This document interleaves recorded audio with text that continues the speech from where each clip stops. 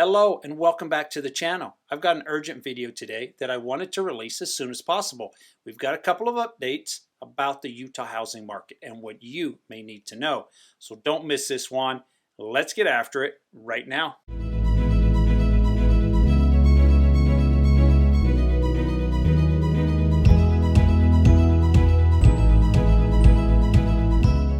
Welcome to the Living in Utah channel. I'm Mike Gallagher. I'm a local real estate agent right here in the local area. And if you want to learn what it's like to eat, sleep, drink, and play in the state of Utah, you've come to the right channel.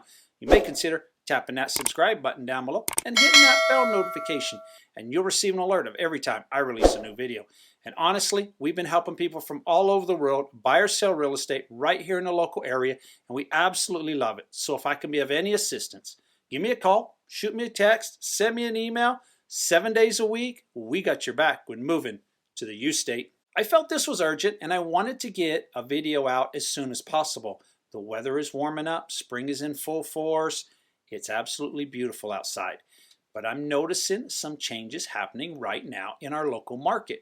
Keep in mind, this is May of 2022. Things can change down the road. Right now, we're in the middle of one of the hottest real estate markets we've ever seen.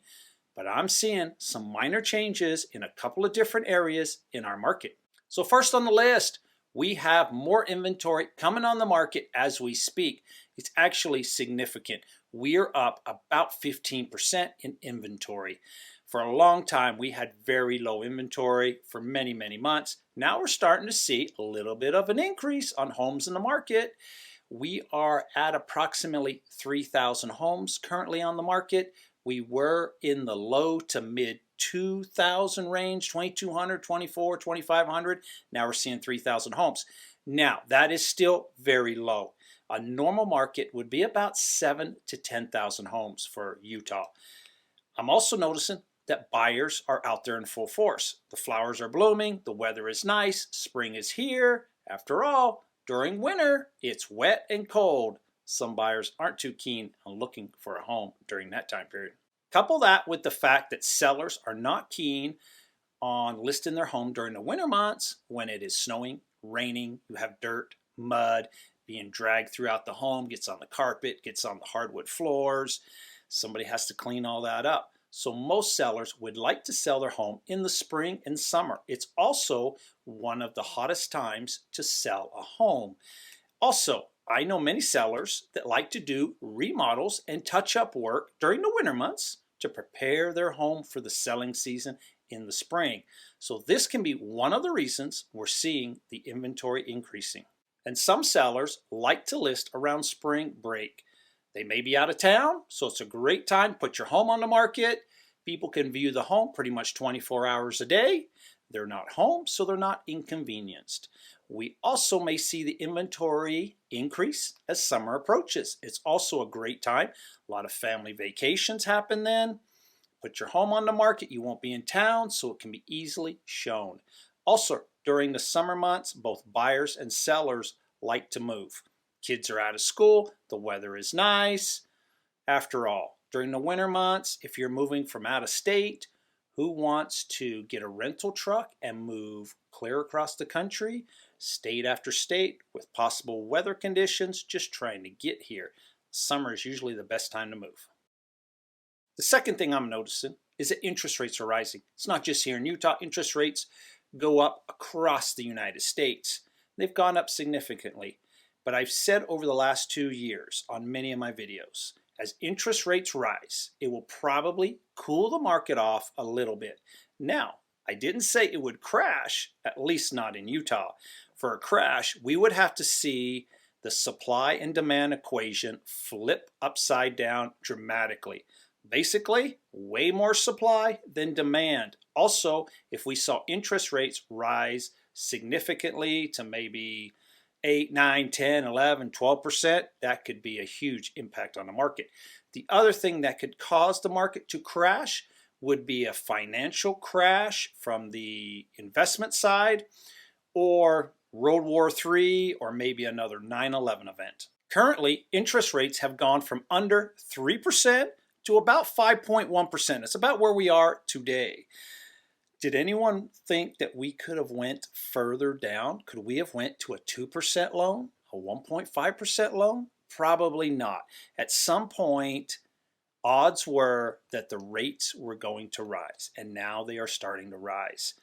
Keep in mind also that the Federal Reserve is talking about a 0.5% increase coming up when they meet in just a few days' time, and more rate increases may happen in the future. Right now, the rate increases are being tied to the recent increase in inflation. As we talk about the inflation rate, it has been on a climb, a very fast climb that we haven't seen since about 1981. Right now, energy is up about 32%. Gas prices are up about 48%. The food costs are skyrocketing. Doesn't matter what you buy, whether it's paper towels, meat, milk, it's all risen. And those increases are this year alone. Last year, we also saw all those items increase in price.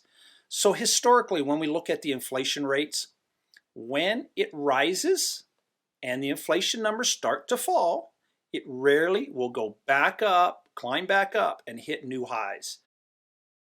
So back to the increase in inventory. We have some sellers that have waited to sell.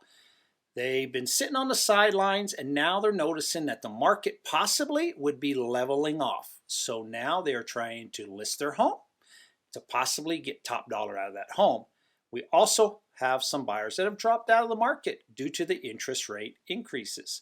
They basically have been priced out of the market.